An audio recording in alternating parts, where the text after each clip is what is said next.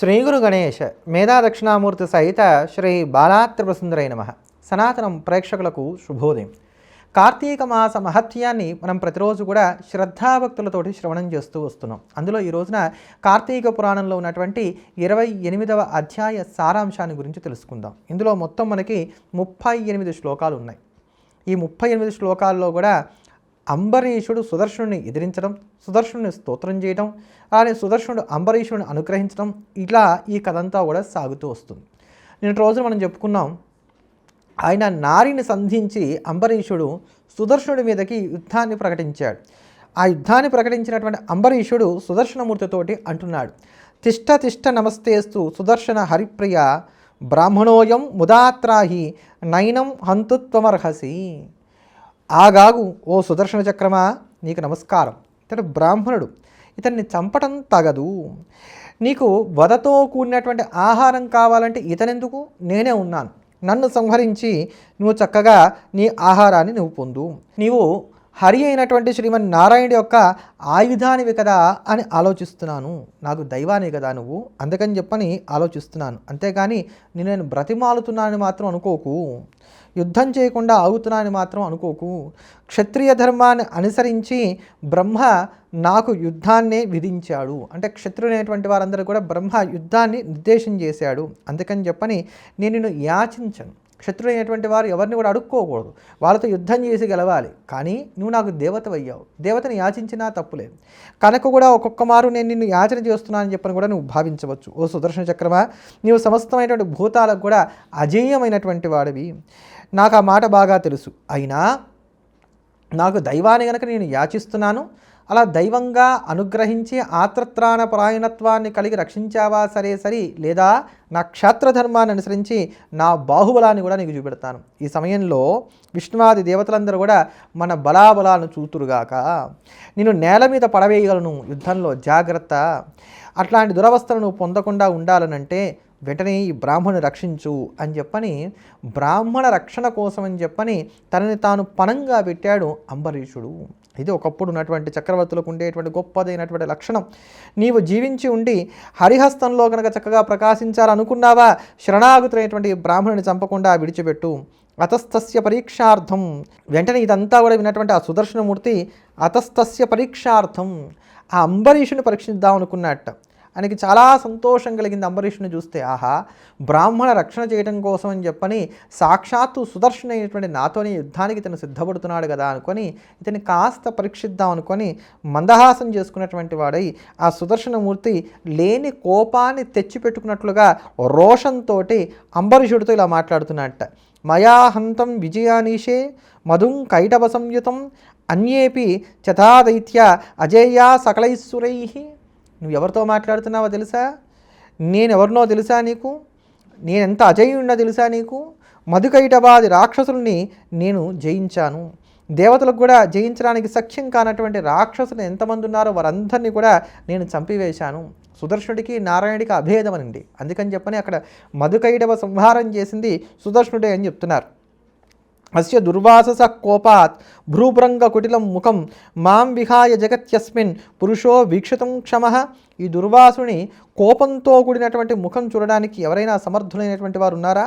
అట్టి దుర్వాసుడు శంకరుడి యొక్క తేజస్సుతో జన్మించినటువంటి వాడు. దుర్వాసుడు సాక్షాత్తు శంకరాంశ సంభూతుడు, పైగా బ్రాహ్మణుడు. ఇతని యందు బ్రహ్మ తేజస్సు కూడా ఉంది. బ్రహ్మ శంకరుడి యొక్క తేజస్సు కలిగినటువంటి ఈ దుర్వాసుడే ఈరోజు నా వల్ల ఇలాంటి అవస్థ పొందుతున్నాడంటే నువ్వెంత నా ముందు నిలిచి నువ్వు ఎలా నెగ్గగలవని చెప్పని అనుకుంటున్నావు? రాజన్ బలవతా సంధి కుర్యా స్యాత్ కులశలార్థిన సత్వం మౌర్ఖ్యముపాశ్రిత్య మాం యోద్ధుం కేవలం స్థితః. ఓ రాజా, బలవంతుడైనటువంటి వారితో ఎప్పుడు కూడా స్నేహం చేసుకోవాలి అని కదా పెద్దవాళ్ళు చెప్తారు. నువ్వు ఆ న్యాయాన్ని వినలేదా? నువ్వెందుకు మూర్ఖుళ్లాగా నాతో యుద్ధానికి సన్నద్ధులు అవుతున్నావు? అంతేనా? హరో భక్తస్త్వమిత్యేతత్ స్మృత్వా తేక్షంతా వానహం. నువ్వు హరిభక్తుడివి కదా అని చెప్పని ఇంతవరకు కూడా నేను నిన్ను ఉపేక్షిస్తూ వచ్చాను. ప్రాణాలను వృధాగా పోగొట్టుకోకు, నాతో యుద్ధానికి దిగకు అని చెప్పని సుదర్శనుడు కల్లర చేసి అంబరీషుని చూడగానే అంబరీషుడు సుదర్శనుడితో అంటున్నట్ట, సుదర్శనత్వం అస్మాకం దేవస్య ఆయుధం పరం ఇది మత్వా మయా బాణై శతదానాత్ర కారితః. నీవు నాకు దేవత అయినటువంటి శ్రీమన్నారాయణుడి యొక్క ఆయుధానివి అనేటువంటి కారణం చేత ఇంతవరకు నేను బాణాలు వేయలేదు, లేదా నా బాణాల చేత నేను 100 ఖండాలుగా చేయగలను, కొట్టగలను, జాగ్రత్త. నీవు దేవతా స్వభావాన్ని వదిలివేసి క్షాత్రధర్మాన్ని అనుసరించి నాతో మాట్లాడుతున్నావు. దేవతా స్వభావం ఏమిటి? తనను రక్షించు అని ప్రాధేయపడినటువంటి వారిని రక్షించటం. కానీ నువ్వు అలా చేయట్లేదు కదా. ఇప్పుడు నేను ఎలా అయినా సరే దుర్వాసును శిక్షిస్తానని చెప్పని అంటున్నావు కదా, అందుకని నువ్వు క్షాత్రధర్మాన్ని అవలంబించావు కనుక నేను కూడా ఇప్పుడు క్షాత్రధర్మాన్ని అవలంబించి నీకు నేనేమిటో రుజువు చూపిస్తాను. నాకు ఒక నియమం ఉంది, బ్రాహ్మణుల మీద, దేవతల మీద, స్త్రీల మీద, జ్ఞాతుల మీద, గోవుల మీద బాణం వదలను అని. కానీ నువ్వు క్రూరకర్మ చేస్తున్నావు, దేవత అనేటువంటి యొక్క భావాన్ని వదిలివేశావు కనుక ఇప్పుడు నేను నిన్ను ఇంకా ఉపేక్షించను, నీతో నేను యుద్ధం చేయడానికే సిద్ధపడుతున్నాను అని చెప్పని అగ్నితో సమానమైనటువంటి బాణాలు ఏవైతే ఉంటాయో అటువంటి బాణాలను అంబరీషుడు 24 బాణాలను తీసుకొని సుదర్శను యొక్క చక్రపాదాలు ఏవైతే ఉన్నాయో వాటి మీద వేశాట. అంటే సుదర్శన చక్రం యొక్క పాదాల మీద ఆ 24 బాణాలను కూడా వేశాట. ఎప్పుడైతే ఆ 24 బాణాలు కూడా ఆయన పాదాలను తాకాయో వెంటనే సుదర్శనుడు నవ్వుకుంటూ చాలా ఉప్పొంగిపోయినటువంటి వాడై ఆ యొక్క అంబరీషుడితో అన్నట్ట, రాజన్ తవైవ రక్షార్థం విష్ణునా ప్రేరితోస్మ్యహం విముక్తోయం మయా విప్రహ తవయ శరణాగత. ఓ రాజా, నిన్ను రక్షించడం కోసమని చెప్పని శ్రీమన్నారాయణుడు నన్ను పంపాడయ్యా. నీవు నా మీదనే బాణాలు వేస్తున్నావు, బాగు చాలా బాగుంది. శరణాగతులైనటువంటి ఈ బ్రాహ్మణుని, నిన్ను ఇద్దరిని కూడా నేను విడిచివేస్తున్నాను అని చెప్పని పలికి ధనుర్బాణాలతో ఉన్నటువంటి ఆ రాజును ఆ సుదర్శన స్వరూపుడైనటువంటి ఆ యొక్క పురుషుడు కౌగిలించుకున్నట్ట. అంటే అతను పరీక్షించదలుచుకున్నాడు. అమ్మో, నేనేమిటి సుదర్శనంతో యుద్ధం చేయడం ఏమిటి, నాకెందుకు వచ్చింది గోల అని చెప్పని ఇతను అనుకుంటాడేమని చెప్పని చూశాడు. తను అజేయుడిని చెప్పని, అతను ఏకమైన రాక్షసులను సంహరించాలని చెప్పని, సాక్షాత్తు అతని యొక్క తేజస్సుకు శంకరాంశ సంభూతుడైనటువంటి దుర్వాసుడే భయపడుతున్నాడని రకరకాలుగా చెప్పి చూశాడు. అయినా కూడా లొంగక బ్రాహ్మణ రక్షణ చేయడం కోసం అని చెప్పని తన ప్రాణాలు కూడా పణంగా పెట్టినటువంటి ఆ అంబరీషుడి యొక్క ధర్మ నిరతకి సంతసించినటువంటి వాడై ఆ సుదర్శనమూర్తి అతన్ని కవలించుకున్నట్ట. అలా కవలించుకున్నప్పుడు సంసార మధ్యంలో చరించేటువంటి పురుగును నేనెక్కడా, హరి యొక్క హస్తంలో ప్రకాశించే నీవెక్కడా, ఇలా నీతో యుద్ధానికి సన్నద్ధుడైనటువంటి నా తప్పును క్షమించు అని చెప్పని అంబరీషుడు సుదర్శుని శరణువేడుతూ స్తోత్రం చేస్తున్నాడు. నేను తిరస్కరించి విజృంభించి యుద్ధమునకు సిద్ధపడ్డాను, క్రూరమైనటువంటి క్షాత్రధర్మాన్ని అనుసరించి నేను ఇలా చేయడానికి సిద్ధపడ్డాను కనుక నన్ను క్షమించు. అసలు ఇంత ఎందుకు చేశానో తెలుసా? ఇది శుక్లపక్షం, యుద్ధభూమి. ఇప్పుడు మకరమాసం నడుస్తోంది. మకరమాసం అంటే మాఘమాసం. అటువంటి ఆ మాఘమాస పుణ్యకాలంలో దేవుడివైనటువంటి నీ చేతిలో కనుక నేను మృతి చెందినట్లయితే నాకు ఉత్తమగతులు కలుగుతాయి అనేటువంటి కారణం చేత నేను నీతో యుద్ధానికి సిద్ధపడ్డాను. అసలైనటువంటి కారణం చెప్తున్నాడు ఇక్కడ. ఇప్పుడు ఈ మాఘమాసంలో యుద్ధభూమిలో క్షాత్రధర్మాన్ని అనుసరించి దేవతమైనటువంటి నేను నీతో కనుక యుద్ధం చేసినట్లయితే నాకు మృతి కలిగితే అది సద్గతిని ప్రాప్తింపజేస్తుంది కనుక నీతో యుద్ధానికి సిద్ధపడ్డాను అన్నాడు. వెంటనే మనకు సందేహం కలుగుతుంది. చెప్పుకుంటోంది కార్తీక పురాణం. ఈయనేమో కార్తీక మాసంలో ఉన్నటువంటి శుక్లపక్షంలో వచ్చేటువంటి ద్వాదశి నాడు పాలన చేయడానికి సిద్ధపడ్డాడు. అప్పుడు కదా ఈ దుర్వాసుడు వచ్చాడు, ఈ కథంతా సాగుతోంది. ఇప్పుడేమో మనకు మాఘమాసం అంటున్నాం. ఇదెలా? కార్తీకం, మార్గశిరం, పుష్యం 3 మాసాలు దాటిన తర్వాత కదా మరి మాఘమాసం వచ్చేది. అంటే ఈ దుర్వాస మహర్షి భూలోకమంతా తిరిగి, దేవతాలోకాలన్నీ తిరిగి, వైకుంఠానికి వెళ్ళి అక్కడ విష్ణువు చేత హితబోధ చేయబడి మళ్ళీ తిరిగి వచ్చి అంబరీషుడికి శరణు చెప్పడానికి గాను పట్టినటువంటి కాలం 3 మాసాలు. ఆ 3 మాసాలు కూడా నిద్రాహారాలు మానివేసినటువంటి వాడై నా వల్ల ఒక్క బ్రాహ్మడికి అపకారం జరిగిందే అని చెప్పని ఆ మహాత్ముడైనటువంటి పరమ భాగవతోత్తుడైనటువంటి అంబరీషుడు అప్పటిదాకా కూడా ఎదురు చూస్తూ వచ్చాడనమాట. అందుకని ఆ కారణం చేత నేను నీ ముందు నిలబడ్డాను. జ్వాలాకరాళం నికలై రహస్యం దైత్య సదైవ రవిరూపమే తత్ సేహే వరాక కథం మధ్యచాహం విద్యుచ్చతాపత్యతికాత్మకాంతిం.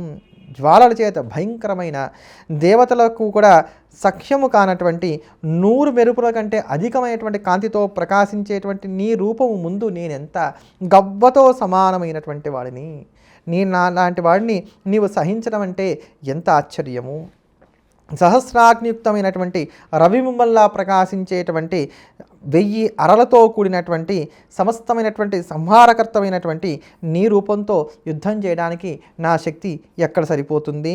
దంష్ట్రాకరాళం వదనం త్వదీయం, కొరలతో కూడినటువంటి భయంకరమైనటువంటి దశదిక్కులందు కూడా అగ్నులను ప్రకటించేటువంటి, అగ్నులను చిమ్మేటువంటి నీ యొక్క దంతపు దెబ్బకు దేవతలు కానీ, రాక్షసులు కానీ, దేవేంద్రుడు కానీ, రాక్షసాధిపతులు కానీ ఎవ్వరూ కూడా సహించలేరు కదా. వాళ్ళే నిరవలేనప్పుడు నేనెంత? మెరుపులు కావచ్చు, సూర్యకిరణాలు కావచ్చు, అవి మొత్తం కలిసినా కూడా భయంకరాకారమైన ధరించి ఉన్నప్పుడు నీ తేజస్సు ముందు అవి కూడా నిలబడేవి కదా. అంటే అమితమైనటువంటి తేజస్సు కలిగినటువంటి వాడివి నీవు అని చెప్పని స్తోత్రం చేస్తున్నాడు. భవంతమాశ్రిత్య సదాకరాళం విష్ణుస్త్రిలోకస్థితయే ప్రవృత్తః న జీయేతే కైరపి భూరి సత్వై దేవై పరైర్వా రిపుతాం ప్రయాంతై. విష్ణువు భయంకరాకారమైనటువంటి నిన్ను ఆశ్రయించి, అంటే నిన్ను అండగా చేసుకొని 3 లోకములను కూడా పరిపాలన చేస్తున్నాడు. నీతో విరోధించినటువంటి దేవతలు కానీ, దానవులు కానీ, ఎవరైనా కానీ నిన్ను జయించలేరు కదా. నమస్తేస్తుతే దైత్య వినాశకాయ తదైవ భక్త్యస్య చ రక్షణాయ విష్ణోరనంత్యద్యుతి దీపితాయ ప్రాణప్రయాణార్థి హరాయ మేధ్య. దైత్యులను చంపడానికి గాను, భక్తులను పరిపాలించడానికి గాను విష్ణు యొక్క కాంతి చేత ప్రకాశించేటువంటి వాడవు నీవు. ప్రాణప్రయాణ సమయంలో ఆ కష్టం లేకుండా చేసేటువంటి ఓ చక్రమా నీకు నమస్కారము. ఇట్లా స్తుతించి భూమి మీద పడి నమస్కారం చేస్తున్నటువంటి రాజును లేవనెత్తి క్షేముగాక అని చెప్పని సుదర్శనుడు పలికి అంతర్ధానమయ్యాట. ఇలా సుదర్శనమూర్తి యొక్క అనుగ్రహాన్ని కూడా అంబరీషుడు పొందాడు అని చెప్పని ఈ కథంతా కూడా అత్రి మహర్షి అగస్త్యునికి చెప్తూ, ఈ సుదర్శన స్తోత్రాన్ని ఎవరైతే 3 కాలాల్లో కూడా పఠిస్తారో వారు సమస్తమైనటువంటి భోగాలు కూడా అనుభవిస్తారని చెప్పని దీనికి ఉన్నటువంటి ఫలశ్రుతిని తెలియజేశారు. ఈయన శృణోతీత్యధ్యాయం సకృద్వా మానవ కలౌ స సర్వత్ర సుఖం ప్రాప్య తతో యాంతి శుభాంగతిం. ఈ కలియుగంలో ఈ అధ్యాయాన్ని ఒక్కమారైనా సరే ఎవరైతే వింటారో వారు సమస్తమైనటువంటి భోగాలను కూడా పొందుతారు, అంచెమందు మోక్షాన్ని పొందుతారని చెప్పని ఈ యొక్క అధ్యాయాన్ని శ్రవణం చేయడం వల్ల కలిగేటువంటి ఫలితాన్ని తెలియజేశారు. ఇలా అంబరీషుడు తనకున్నటువంటి ధర్మాన్ని ఆశ్రయించినటువంటి వాడై క్షాత్ర ధర్మాన్ని నిలబెట్టడం కోసం అని చెప్పని, బ్రాహ్మణ రక్షణ కోసం అని చెప్పని స్వయంగా తను ఆరాధించేటువంటి విష్ణువు యొక్క హస్తమును అలంకరించినటువంటి సుదర్శనమూర్తితోని యుద్ధానికి తలబడడం, అలా సుదర్శనుడు కూడా ఆయన యొక్క భక్తిని పరీక్షించి అతన్ని రక్షించడం, అనుగ్రహించడం అనేటువంటిది సారాంశంగా ఈ అధ్యాయంలో మనం తెలుసుకున్నాం. ఇలా సుదర్శనుడి చేత రక్షింపబడినటువంటి దుర్వాస మహర్షి లేదా అంబరీషుడి ద్వారా రక్షింపబడినటువంటి ఆ దుర్వాస మహర్షి తర్వాత ఏం చేశాడు, దుర్వాసుడు అంబరీషుడు ఏమయ్యారు, ఇదంతా కూడా రేపటి అధ్యాయంలో మనం తెలుసుకుందాం. ఎల్లప్పుడూ దేశాన్ని ప్రేమిద్దాం, దైవాన్ని స్మరిద్దాం. స్వస్తి. హర నమ పార్వతీపతయేర్ హర హర మహాదేవ. సర్వం శ్రీ ఉమామహేశ్వర శ్రీచరణార్విందార్పణమస్తు.